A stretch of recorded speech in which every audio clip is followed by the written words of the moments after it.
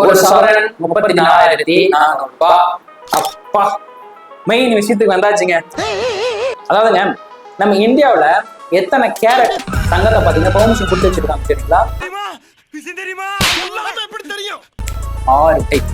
இந்த 6 டைப் என்னன்னா 24 carrot, 23 carrot, 22 carrot, 20 carrot, 18 carrot, 14 carrot. So இப்படி 6 டைப்ல இருக்கு.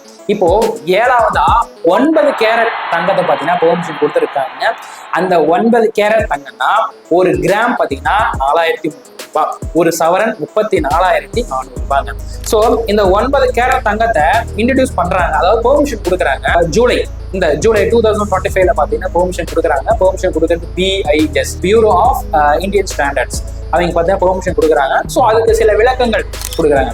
இந்த 9 கேரட் தங்கத்துக்கு நாங்கள் பெர்மிஷன் கொடுக்கறதுக்கு காரணம் என்னன்னா, இப்போ 22 கேரட் ஆபரண தங்கங்கள் பார்த்தீங்கன்னா 92,000.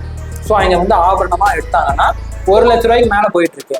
ஸோ அப்படி இருக்க பட்சத்துல இந்த 9 கேரட் தங்கத்தை நாங்கள் இன்ட்ரடியூஸ் பண்றோம் அப்படின்னா, அது வந்து மக்கள் வாங்குவதற்கு ஒரு எளிய வழிமுறை பார்த்தீங்கன்னா உருவாக்கி கொடுக்குது அப்படின்னு சொல்லிட்டு ஒரு விளக்கம் கொடுக்குறாங்க.